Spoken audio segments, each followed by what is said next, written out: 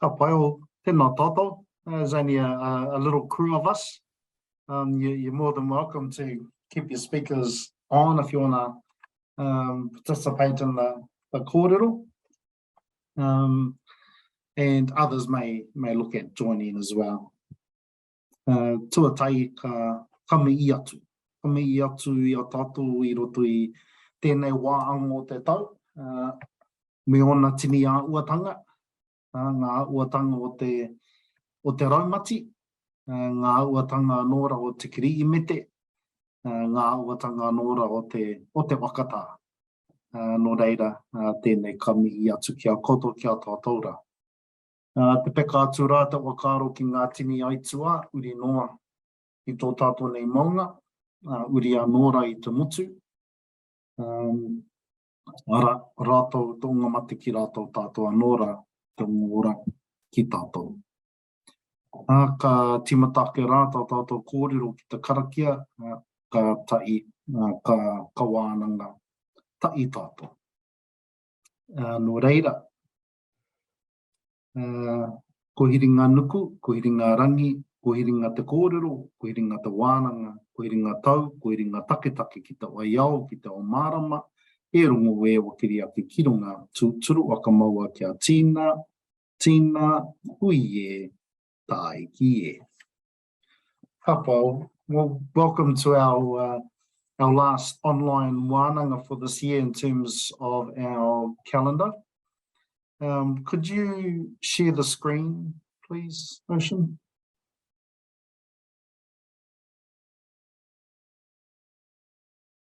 So we've had a number of wānanga over the last few weeks, or few months, sorry, and there's the list of them. And it's been really, really awesome to be able to share some of the kōrero, share some of the karakia that was contained in our calendar for 2022. We started a little bit, can you just drop back one? We started a little bit, kura. We started a little bit late in the year in terms of being able to share our karakia, but in those first couple months, we were able to double up and do 2 karakia each month. You can go to the next slide, Ocean. In the calendar, there was the kōrero that provided context to the calendar for this year. And our intention was to provide 12 karakia, 1 karakia for each month. The karakia were ones that had been discussed through he kohu ka rewa, through te korimako, and not all of them were the much longer karakia, but they were just small snippets from some of those karakia. We tried to align each of those karakia up to the months, and we were able to do that especially for the summer months. So the last 2 karakia that we've been doing have been pretty appropriate for this time of year, and this one that we'll talk about tonight is also appropriate for this time of year. Kept them versatile in that they could be used in most situations, other than kai or tangi, of course. And didn't so much prescribe a way for these karakia to be closed, left that up to the individual as to how they do that. But one simple way that we suggested was haumie, hui, tai, ki, to be able to close each of these karakia.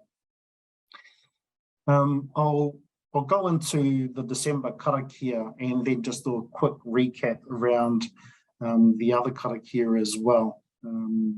Just to close off this wānanga series for this year. If you just stay up. Kia ora. So let's have a look at the December one. So this one's a nice little simple karakia. Within those words, there's a bit of imagery, there's some symbology, there's some pūrākau contained within this karakia. And it's very appropriate for this time of year. If if I reflect on the karakia that we've discussed over this last series of wānanga and then consider this particular karakia, a number of them have been he momo kuri. A karakia to inspire, karakia to as a call to action. So there's a particular purpose for the karakia being recited. This one here, of course, in terms of its symbology. So we have certain kai that's noted in this karakia. While it's seen as taru in this version, there are some versions that refer to it as taru. It talks about places, so we've got some places in there, two places in particular, Hawaii Tiki Tiki and Te Papa I Kuratau, and being symbols, of course, for well-being, for sustainability, for continuity of us as a people.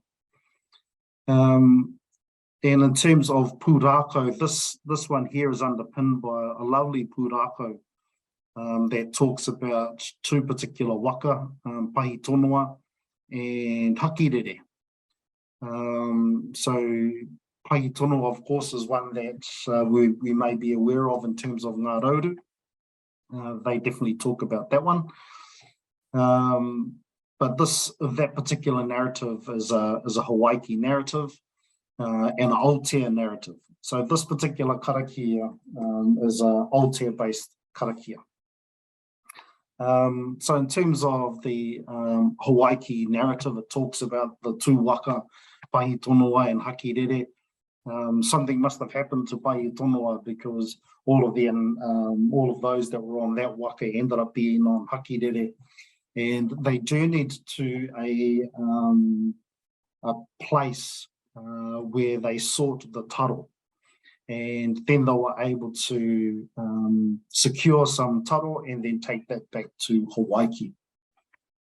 That narrative was then picked up within the Aotea kōrero, and this was a karakia that was used by Turi, I understand, upon the arrival at Pātea. And then, of course, we have the names that we see with Turi in terms of his mara, his puna, of course, pārara ki te uru. His mara being heke i papa. There's kōrero around the core that he used for his mara being tipu I wenua. And this was a particular karakia that he used before he planted the cultivars or the kumara that Rongorongo was carrying in her tātua. So of course we have that kōrero from Aotea, ko te tātua o Rongorongo, and that's in relation to what she brought over from Hawaii. And of course its deeper meaning being around sustenance and well-being for us as a people, because she, with her, carried the kumara and brought that over to Aotearoa and eventually to Pātea to plant in Te Mara o Turi, being heke I papa. So this kōrero is captured in, we'll provide the reference. There's a nice little reference from Papers Past that talks about what I've just discussed, and just name some of those taonga that Turi named, and talks about Turi then reciting this particular karakia, then planting the 8 cultivars, and from those 8 cultivars, when they were harvested, each cultivar was able to produce 100 kumara. So from this initial mara, through this initial activity, was able to produce sufficient kai for the well-being of his people. So if I have a look at the words, ngaere, If you look up ngaire and you look at the dictionary, it has words like oscillate, shake, rumble. And in this context, for me, because when I listen to the likes of Jamie and Hemi and Te Poihi talk about this karakia, they refer to stimulation, invigoration, encouraging growth. So when I compare that to the meaning of ngaire, and I sort of mentioned it before around energies, and when we see the separation of a cell, and we see that vibration, that oscillation, that movement, that dynamism that then creates the separation of the cell, and then it continues to multiply and continues to grow. That's what I see in terms of ngaire when I think of ngaire as oscillating, as shaking, as trembling, but also in this context, it's around invigoration, encouragement of growth. So ngaire, te oka tupua, ngaire, te oka tauito. We've seen these kupu tupua, tauito, oka tupua, oka tauito in a number of other karakia. And they tend to partner each other, is what I've seen. Where you see tupua, you tend to see tauito.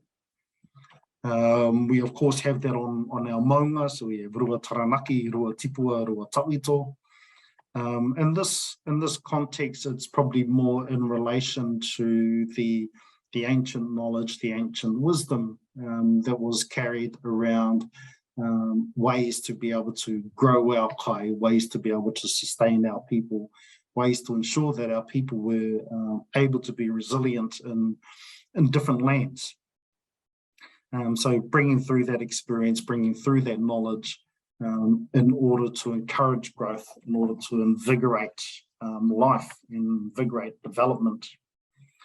Ko koe kei te oka ngaire mai e koe.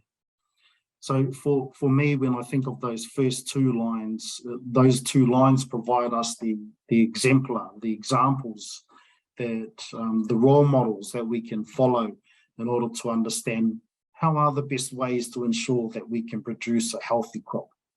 How are the best ways to ensure that we can create a call to action for our people that see them motivated, that see a big movement, that see a level of discipline and commitment to a particular activity. And in this context, of course, it's gardening. How do we ensure that we can motivate our community to be out there all day, to ensure that preparing the ground, to ensure that it's ready for the planting of the seed, then planting the seeds, taking care of the crop, to finally harvesting it. So again, being able to ensure that we have that level of commitment, level of discipline, level of motivation and action to be able to achieve that. And that's what that third line means to me, is that we're taking these examples, these historical examples from our tupuna, from our own pūrākau, our own narratives, to help us find a pathway that suits our particular context, that suits our particular environment, that suits our particular land where we're wanting to create our mara. Te taru I o waiki tiki tiki.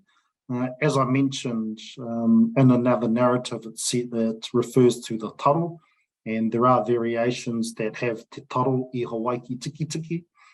And in that particular narrative, and I'll share the link because it's useful to have, because it talks about the return back to Hawaii. When Hakirere, or the Waka Hakirere, landed, secured the taro cultivars, and then was able to take that back to Hawaii. So again, being able to take, while this is in reference to the taro, in reference to the seed, to the cultivar, for me it's also in reference to the skill, the knowledge, the practices, the tools required in order to ensure successful planting of the type of kai that you're wanting to plant. Ko maru āua te papa I kuratau. So, of course, kuratau, and you'll see it in those references that I sent through. Kuratau is a place. Kuratau is a garden that is referenced in those links that I sent through. But again, if we think of that from a historical perspective, Te Papai Kuratau was likely to be a well-known location for growing bountiful crops, to be able to have the right skilled people with the right knowledge, the right understandings, the right seed crops, to be able to understand how to prepare the soil. So all of this knowledge, all of this learning, all of this particular type of seed come from this particular place. And in this kōrero refers to this place being Te Papai Kuratau. So it's a lovely karakia for me, because there's ways to consider this from a historical perspective because of the kōrero that we've just discussed, but also from a contemporary perspective. How can we apply these words of our tupuna to be able to inspire, to be able to invigorate, to be able to motivate our people to get back out into our gardens, to ensure the well-being of our whānau, ensure the sustainability of our whānau and of our wider communities, whether that's in the mara or whether that's in the moana, whether that's in the awa. It's being able to reinvigorate these practices for the well-being of our people. And we all know that when we're out there doing these activities, they're fantastic opportunities to pass on learning, fantastic opportunities to wānanga. I remember talking with our whānau at Tāwirikura, Glen, and when they were looking at creating the mara, it wasn't so much about the mara, it was more about the empowerment of the hapu, and the mara became a way for them to be able to do that. They were finding it difficult for people to come to meetings, but they were finding it easier for people to come to do gardening, doing activity. So they just combined those two activities. They held their meetings out in the gardens. And it was just a great opportunity to be able to have the kōrero around aspirations, to have the kōrero around where people see the hapu going, what they would like to see, and then to be able to do that in a comfortable space. And these are opportunities for us to consider. If we see this karakia as a call to action, as a way to motivate and inspire, how can we then use it within certain contexts to be able to also provide opportunity for learning, opportunity for passing down of knowledge, opportunity for discussing things like this, like the karakia and its meaning. And so for me, that's also an important part of wānanga, an important part of activity and things like mara that we've been talking about. So again, ngaere, if we look at the definition of ngaere, it's more around movement, oscillating, rumbling, shaking. In this context, it's about invigoration, invigorating the plant, encouraging its growth, also invigorating our people and motivating our people, utilising the tools and understandings, knowledge of our tupuna, knowledge of past, to ensure that we can create sustainability and well-being for our people in a place that we're comfortable in our Hawaii, taking on board the lessons from the past, and then carrying those through into the future, into our aspirational state, such as Te Papai Kuratau, this place of well-being, this place of sustainability. And probably another aspect of this karakia, so while it talks about invigoration, aspiration as well, realising our future aspirations, there's also another angle to this karakia, and Those who are familiar with it may also be aware that it's also called a tupe.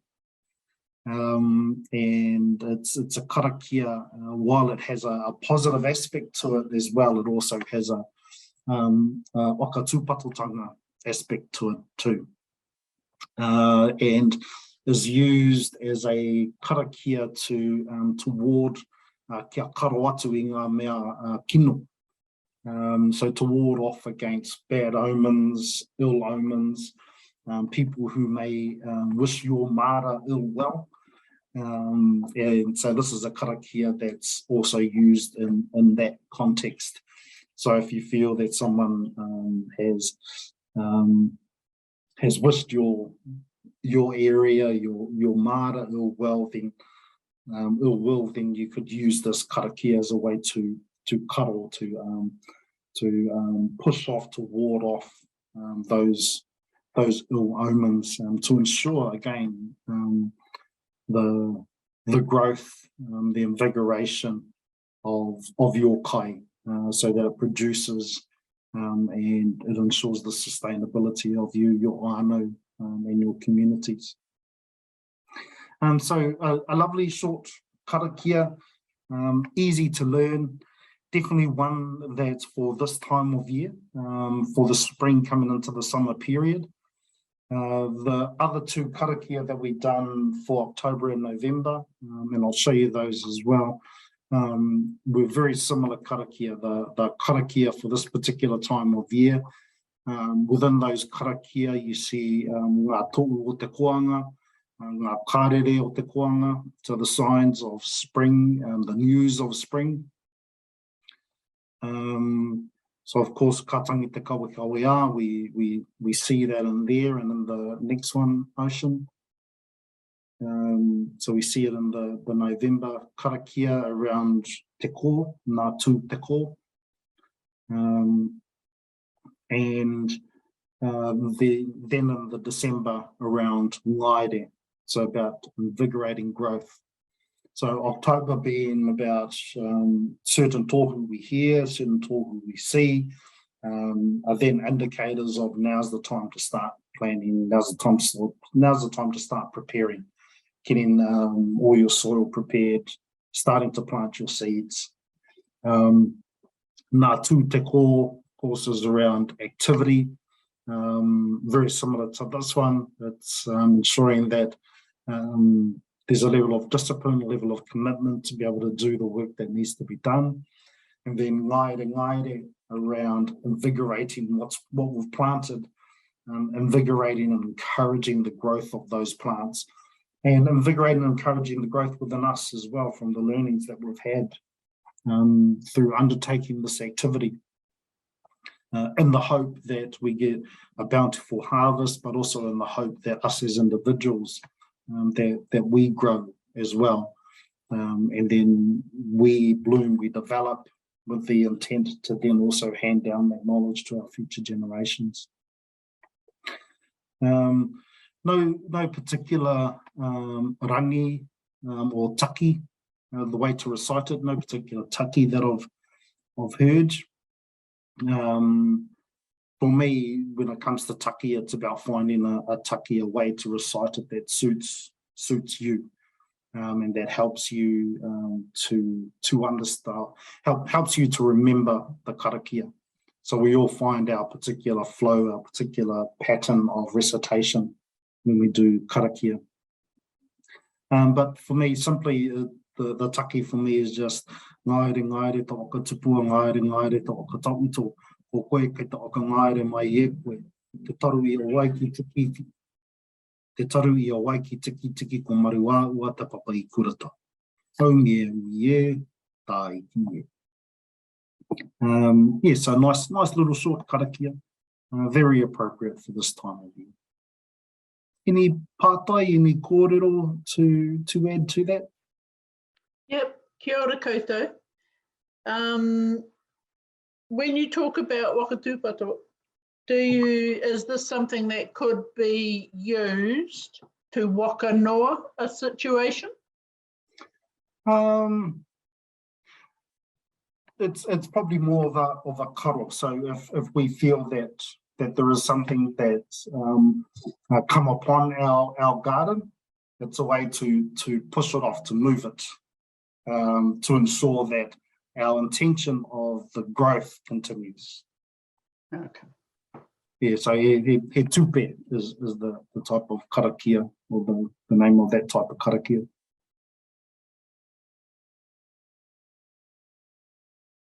Kōrero anō, whakaaro anō. So these little wānanga were only supposed to be 20, 30 minutes long, just little snippets of one karakia for each month, just as a way to share understandings and to enhance learning.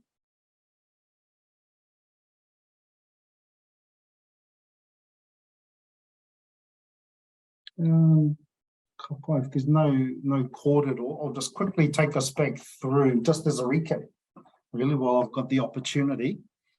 So this kōrero will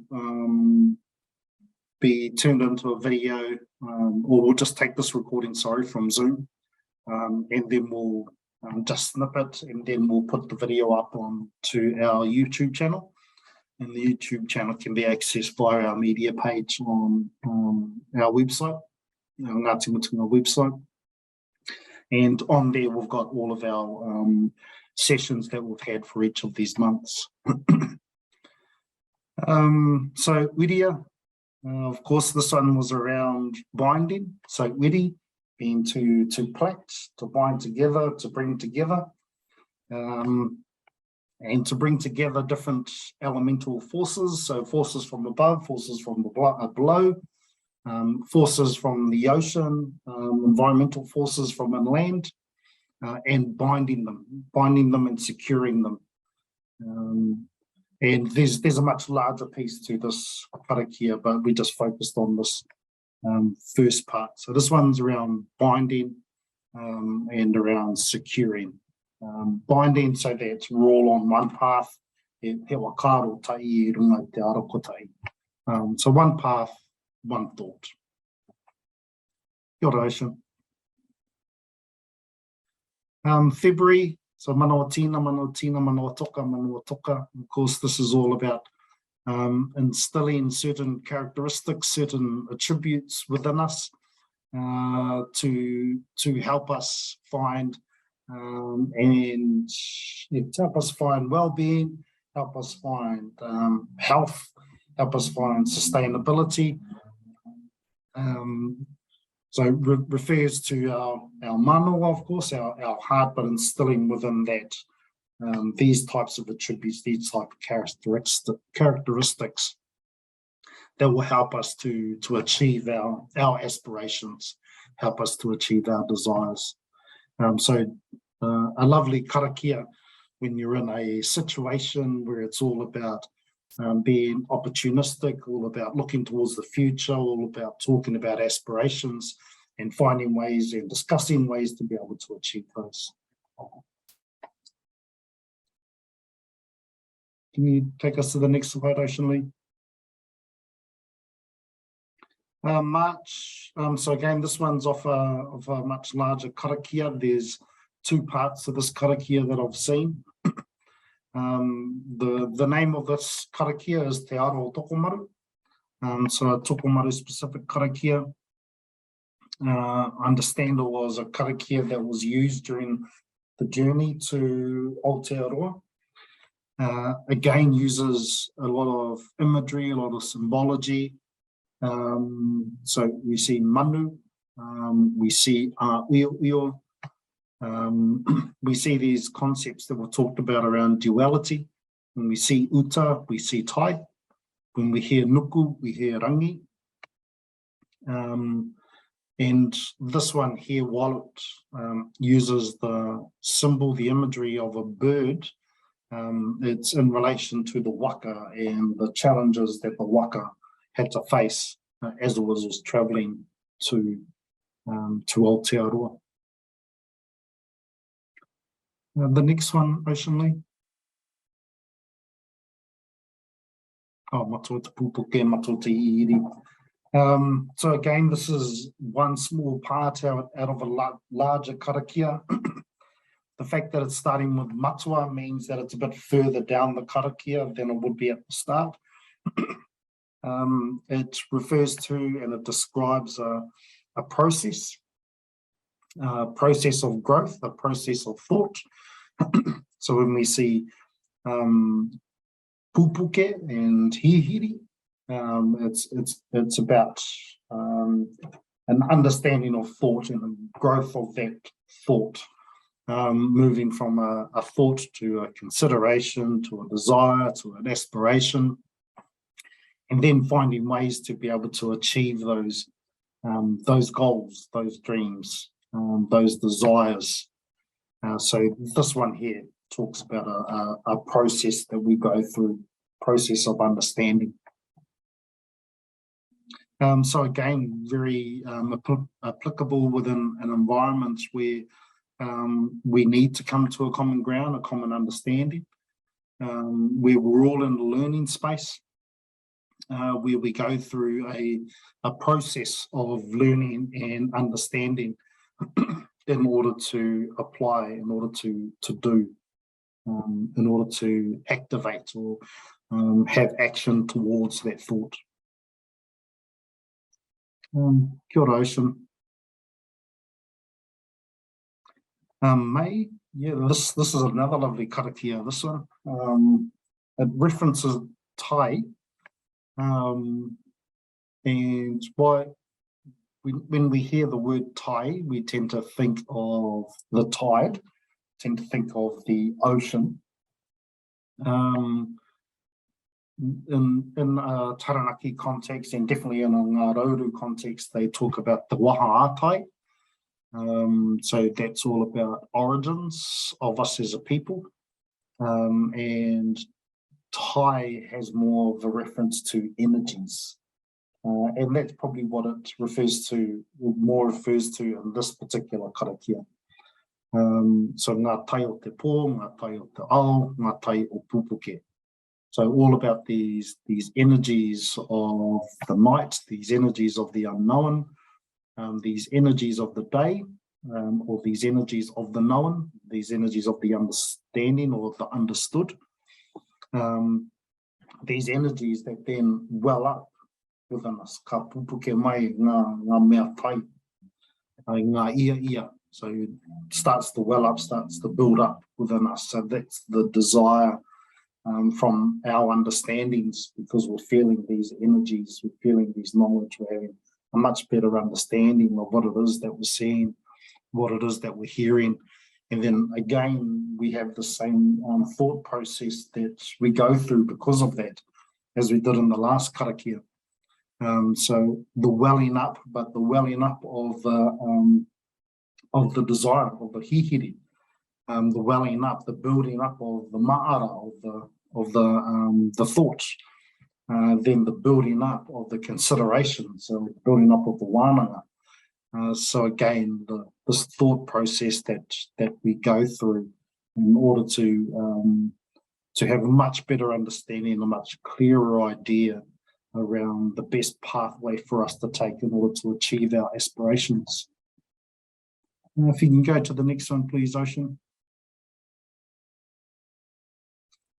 June, yep. So again, this is another lovely karakia, one that you may be familiar with from Huirangi. One part of a much larger series of karakia that he wrote.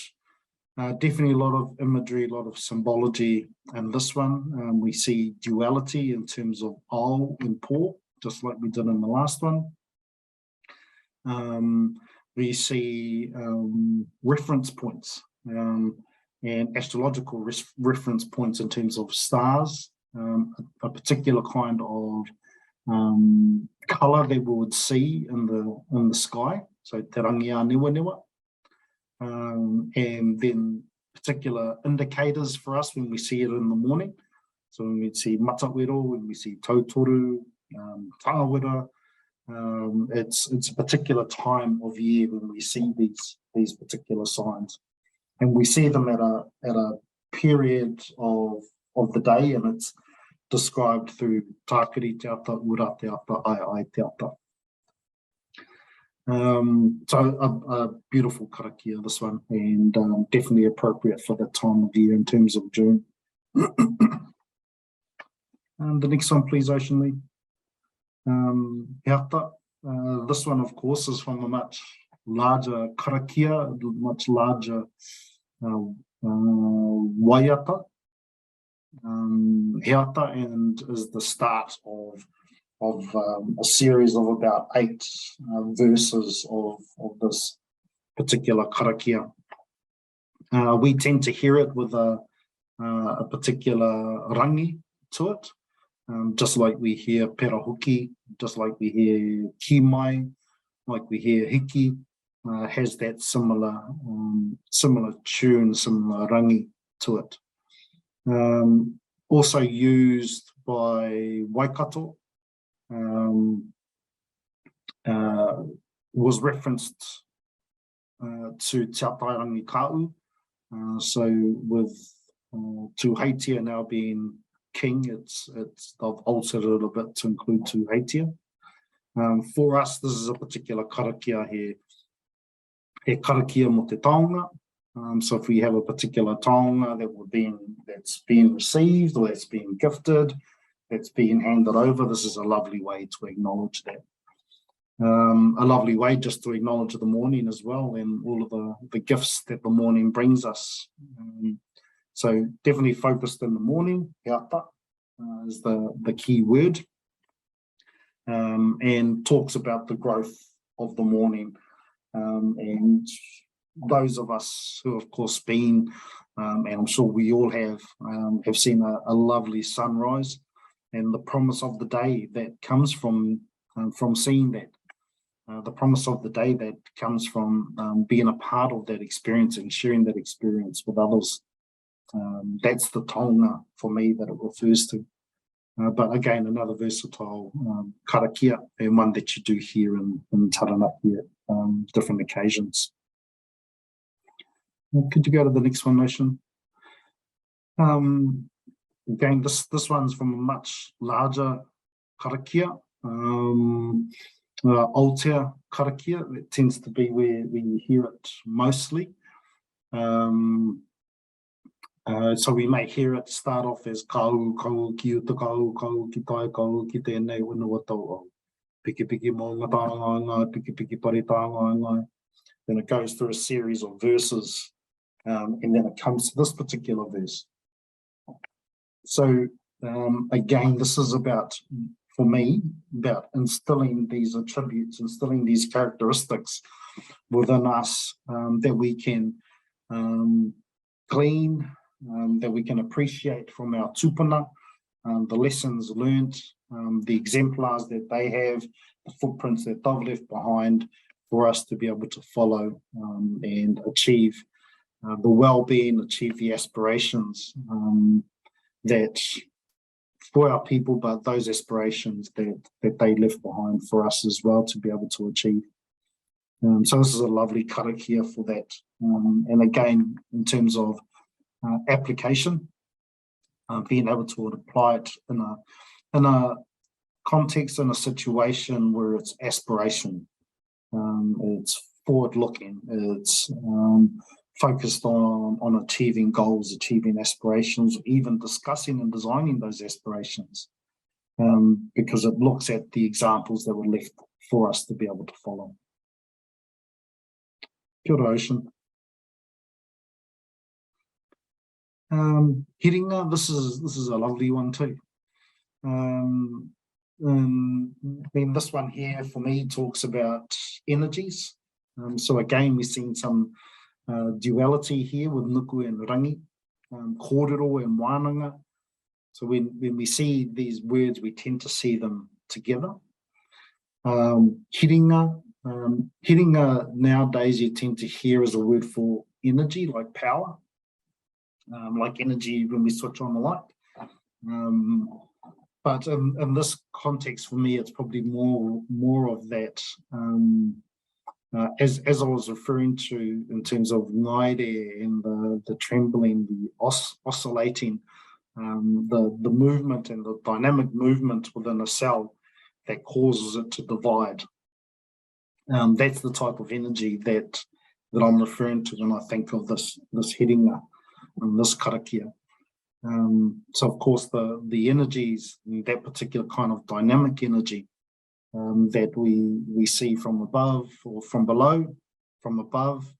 We've talked about it in a number of the other wānanga as well, that when we see nuku and rangi, it does have its place in terms of papatua nuku and rangi nui. But we also refer to ourselves when we think of rangi and nuku. So nuku from the shoulders down, all about labour, all about movement, all about action. Whereas rangi from the shoulders up, all about knowledge, understanding, awareness. So that's one way or another way to be able to understand nuku and rangi within these karakia. So the energies from below, the energies from above, the energies from the discussion, to be able to find a pathway and a common pathway that we all agree on. And the energies that are created through contemplation, through working together, through talking together, finding that place of commonality so that we can move forward as one. And when we're at that point, ko hiringa tau, having the energies that then settle us, because now we've found our pathway and now we can move forward as one to be able to achieve our aspirations. Hiringa take then meaning this is the platform. This is the platform that we then launch upon to then move in as one to this world that we all know. So this is a lovely karakia, I like using this one. Then the next one, please, Ocean Lee. Tangita kawe, so I briefly talked about this one. Again, lovely imagery within this karakia. Talks about two particular birds. So the shining kuku and the long-tailed kuku. So the kawe, koia, people may hear it as well. Wārauroa, or pipi wārauroa, two particular kind of kuku. And they, of course, migrate around the Pacific, and around spring, or just before spring, they just start to return back to Aotearoa. And I was talking to one of the whānau, and they were hearing the kawe and the wārauroa around the September period this year. So they have a particular tangi, these manu, and they stand out. And when you start hearing these manu, you know that this is an indicator, he kārere. He kārere o mauru, he kārere o koanga. So the heralds of the news, heralds the spring, the arrival of spring. So when we hear these birds, that's an indicator for us. And then it makes us think about what other indicators do we have for spring? What are the flowers that we see that start to bloom? What are the kai that we're seeing through our rivers? How fat are the kuku or the kina or the pāua? So these again are all indicators of a particular time of year. And then refers to Te Aroaro Maana, and then being ready for the warmer periods and the warming of the earth. Kia ora, Ocean Lee. And then into November. So again, this one has it's a karakia that was used for gardening, for mara. It's one verse of probably about 3 or 4 verses in terms of the length of the karakia. Refers to two, so nā tū te ko. When we tend to hear two, we tend to hear two as tū kāriri, tū kāngua, tū mātauinga. So we tend to hear them and think of them within that realm, within the realm of war, within the realm of anger. But tū also has other characteristics, and that's around commitment, it's around dedication, it's around resilience, it's around confidence. So these are the other characteristics of tū, and that's the characteristics that we're considering when we think about this particular karakia. Because this karakia is, just like the other ones, is he karakia kurikuri. So it's all about a call to action, it's all about inspiring movement toward a particular kaupapa, toward a particular purpose. And having many people on board with this kaupapa. And the examples that we were talking about with this karakia was around the commitment and discipline that would have been required at Pariaka, for example. And the number of people that were living there at that time, and the number of gardens that would have been required to sustain such a large community, and the effort that would have been needed by everyone to be able to pitch in to ensure that there was sufficient kai for the long-term sustainability of the people. So that's what this karakia reminds me of. It's that call to action, and ensuring that everyone's on board with this kaupapa, everyone's committed to it, that there is a level of discipline towards achieving its end, or its outcome, its end outcome. And then moving through into one that we've just done for tonight, Ngaire. So that's an overview of the 12 karakia that we've done for this year. It's been a real pleasure to be able to talk about these karakia with our whānau, and to be able to share this kōrero.